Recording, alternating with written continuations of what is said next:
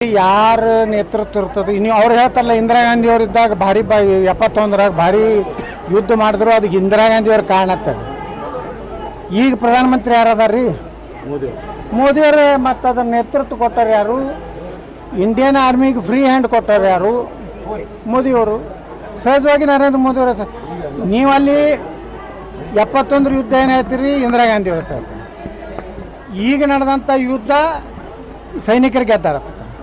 ಸೈನಿಕರಂತೂ ಸೈನಿಕರ ಪರಿಶ್ರಮನೇ ನಂಬರ್ 1 ಇದೆ. ಅದನ್ನೇನು ನಾವೇನು ಯಾರು ಸೈನಿಕರೆಲ್ಲ ನಾವು ಹೋಗಿ ಯುದ್ಧ ಮಾಡಿರೋದು ಮೋದಿಯವರು ಎಲ್ಲಿ ಹೇಳಿಲ್ಲ.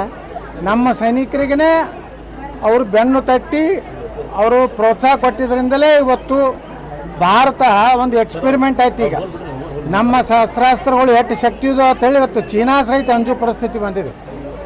ಬ್ರಹ್ಮೋಸ್ ಬಹುಶಃ ಯಾರೂ ನಿರೀಕ್ಷೆ ಮಾಡಿರಲಿಲ್ಲ. ಇವತ್ತು 17 ರಾಷ್ಟ್ರಗಳಿಂದ ಇವತ್ತು ಬೇಡಿಕೆ ಬಂದಿದೆ. ಬ್ರಹ್ಮೋಸ್ ನಾವು ತಯಾರು ಮಾಡಿ ಮಧು ಬಂಗಾರಪ್ಪ ಹೇಳಿದ್ರು. ಡಾಕ್ಟರ್ APJ ಕಲಾಂ ಅವರು ನಮ್ಮ ವಿಜ್ಞಾನಿ ಇದ್ದಾಗ ಅಟಲ್ ಬಿಹಾರಿ ವಾಜಪೇಯಿ ಅವರು ಪ್ರಧಾನಮಂತ್ರಿದಾಗ ಮೊದಲು ಪ್ರಯೋಗ ಆಗಿದ್ದು ವಾಜಪೇಯಿ ಕಾಲದಾಗ. ಹಾಂ, ಪೋಖ್ರಾಣದಲ್ಲಿ ಸಹ APJ ಕಲಾಂ ಅವರು, ಜಾರ್ಜ್ ಫರ್ನಾಂಡಿಸ್ ಅವರು, ಅಟಲ್ ಬಿಹಾರಿ ವಾಜಪೇಯಿ ಅವರು. ಅದಕ್ಕೆ ನಾನು ಹೇಳ್ತೀನಿ, ಮಲ್ಲಿಕಾರ್ಜುನ್ ಖರ್ಗೆ ಅವರು ಮಾತಾಡ್ತಾ ನಮ್ಮ ಪಾಕಿಸ್ತಾನ ಅಂತ ಹೇಳ್ತಾರೆ.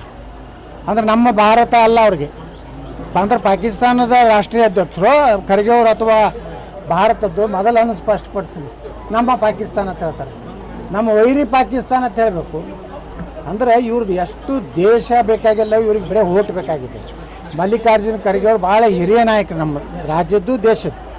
ಅವರು ಸ್ವಲ್ಪ ದೇಶದ ಬಗ್ಗೆ ಮಾತಾಡೋದು ಕಲೀಲಿ. ಅವ್ರು ಬೇಕಾದ್ರೆ ಬಾಬಾ ಸಾಹೇಬ್ ಅಂಬೇಡ್ಕರ್ ಇತಿಹಾಸ ಓದಲಿ ಮೊದಲು. ಅಂಬೇಡ್ಕರ್ ಎಷ್ಟು ದೇಶಭಕ್ತರಿದ್ದರು. ಇವರು ಅದು ಉಲ್ಟಾ ಹೊಂಟ ಅಂದರೆ ಇವ್ರದ್ದು ಅಂಬೇಡ್ಕರ್ ಅನ್ಯಾಯ ಅಲ್ಲ, ಇವ್ರು ಸೋನಿಯಾ ಗಾಂಧಿ ಅನ್ಯಾಯ.